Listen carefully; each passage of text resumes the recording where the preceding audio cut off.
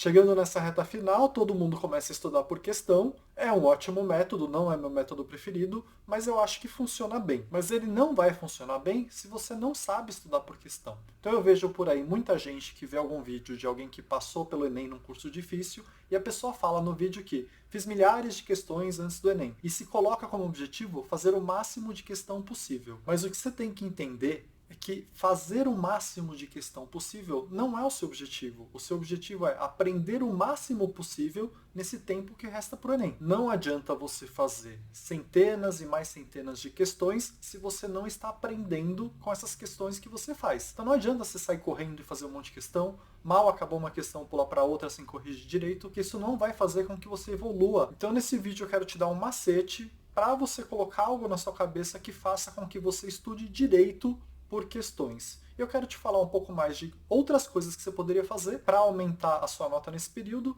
e o que seria o meu método de preferência nessa reta final até o Enem. Então vamos lá, começando pelo macete e por estudar por questões. Estudar por questões é ótimo. O meu método de preferência envolve também estudar por questões, mas não é apenas isso. Agora, se você for estudar por questões, você tem que estudar direito. Não é para fazer 1 milhão de questões correndo sem corrigir e sem aprender nada no processo. Se você fizer isso, você não vai ser capaz de replicar o que você está aprendendo no dia da prova. Então eu tenho duas coisas para te falar sobre estudar por questão. Uma delas sendo esse macete, que vai fazer com que você se vigie melhor se você está estudando ou não direito, quando está estudando por questões. A primeira coisa que eu queria te falar, que não é um macete, é que as questões servem para você detectar durante seu estudo as suas falhas, o que você tem que ir atrás para entender um pouco melhor. Então, questão que você faz é teoria que você tem que dar uma olhada para tirar suas dúvidas em relação aos temas que caem naquela questão. No geral, para as questões que você tem dificuldade, não basta você só ver a resposta correta.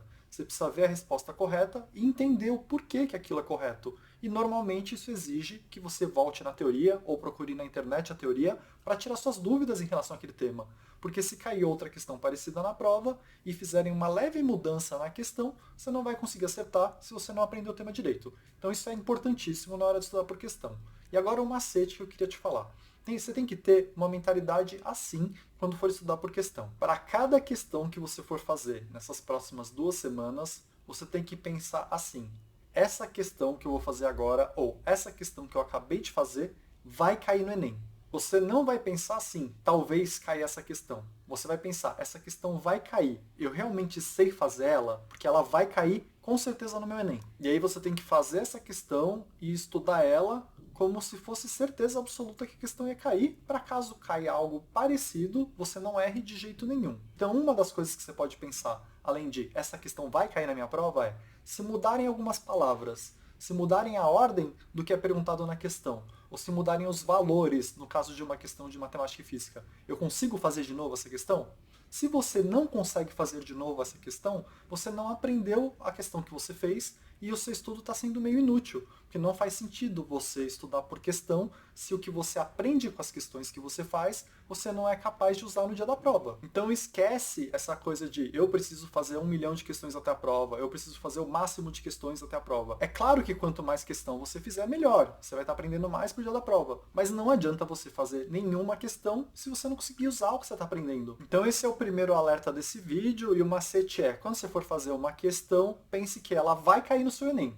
E você tem que sair dessa questão com a certeza de que é capaz de fazer ela no dia da prova. Senão não está fazendo sentido o seu estudo. E aí um segundo alerta que eu queria dar nesse vídeo é em relação ao método que você vai usar agora nessa reta final. Estudar por questão é ótimo, mas tem coisa melhor do que apenas estudar por questão. É essencial que além de você estudar a questão, você faça a revisão dos tópicos que mais caem no Enem. Não são tantos tópicos assim os tópicos que mais caem na prova. Tem alguns poucos tópicos que são razoavelmente fáceis e que caem sempre no Enem.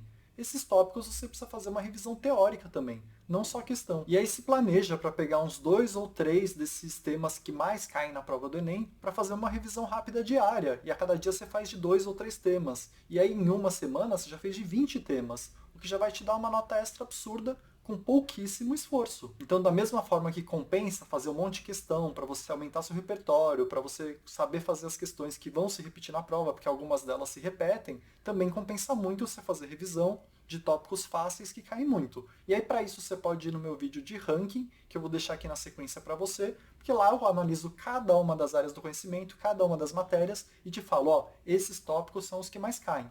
Pega o ranking dos que mais caem, escolhe os que você considera mais fácil de fazer uma revisão e investe uma parcela do seu dia em fazer essas revisões, porque isso vai ajudar no dia do Enem. E aí uma outra alternativa para quem tem um pouco mais de tempo diário é ver meus vídeos de como estudar metade de uma matéria inteira em apenas um dia. Eu já fiz esses vídeos para biologia, química e linguagens e eu pretendo fazer um de história até o dia do Enem. Então não deixa de ativar a notificação para não perder. E eu deixo para você na descrição o link de cada um desses vídeos também. Cada um desses vídeos tem um roteiro de como estudar 50% de uma matéria em apenas um dia, só que leva cerca de 8 horas para você ver metade da matéria do ensino médio inteiro. E aí por hoje acho que é isso. Vou deixar aqui para vocês agora o link para ir para o ranking. Escolhe alguns dos temas que você considera mais fácil e que caem muito e faz revisão até o dia da prova.